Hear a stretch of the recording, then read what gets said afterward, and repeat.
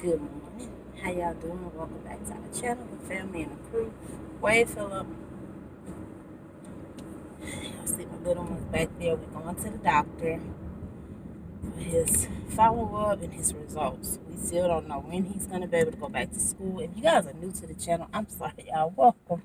And I hope everyone is doing well. I'm sorry about that.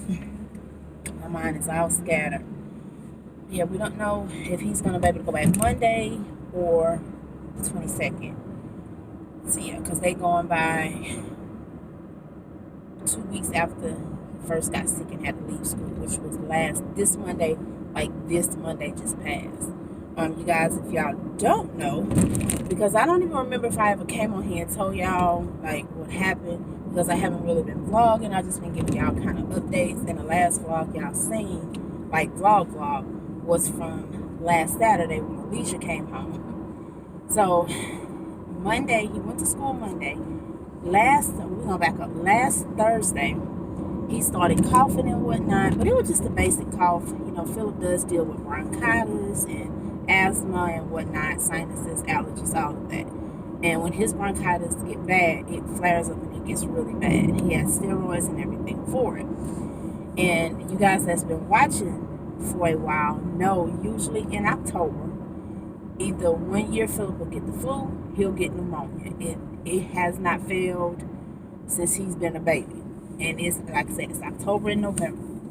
He does get his flu shot, but by the time they start offering the flu shot, he either already just had it or he'll get the flu shot and he gets sick. And it doesn't get, it's the flu. He'll have it for the regular days and whatnot.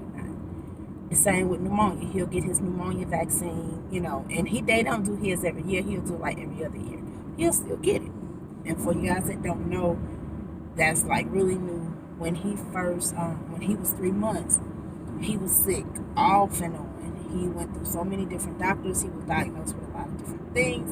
He went to Alabama, to the University of Alabama, and they finally diagnosed him. He had a stomach tumor. They thought it was everything else prior to that. But, once they found out, they knew what it was. They knew they knew what was going on. He started, being treated and whatnot. And because of all the medication that he was on, it caused a lot of issues in his entire gastro tract, from his throat, his esophagus, all the way down to his colon and his rectum. It did a good bit of damage, and he was having bleeding in his colon, bleeding in his intestines and whatnot.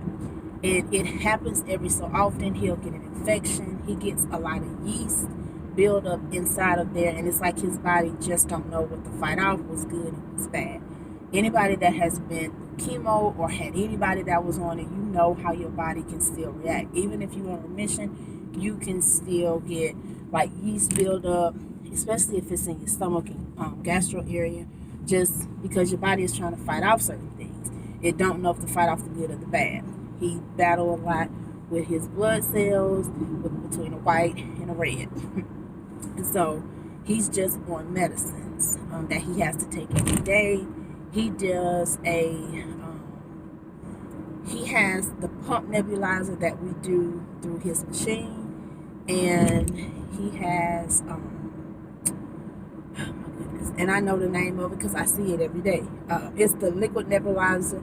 Like, it's the liquid drops that you will put in a nebulizer, but he takes it orally. So he has two. One that's for his stomach and one that's for his breathing. And he has to take that every day. And it's supposed to help coat the lining of his stomach to keep him from having any breakthrough bleeding. And like I said, he does it every day.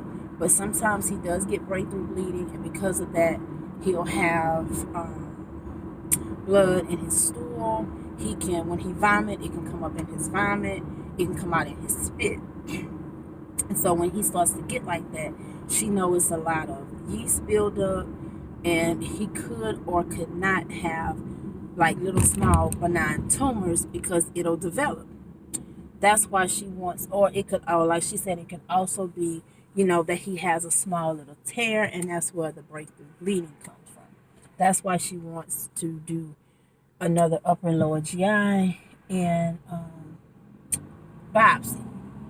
He gets those. He was getting them once a year, But when I think he was 7, the last time he got 2, no, he was getting them at first twice a year up until he turned 6, and then he started getting them once a year. He got them once a year at 6 and 7. He didn't get any at all when he was 8. She wanted to give his body a break because they was just saying the same thing. And then now he's 9. He turned 9 in April. So this is the first one that she has done, and he'll be turning 10. So anywho, with all of that going on, when he ended up getting sick, he just started the coughing and the sneezing and all this other stuff. And we ended up, he went to school that Monday. And he was feeling pretty well. Like, he was coughing and stuff, but he was feeling pretty well.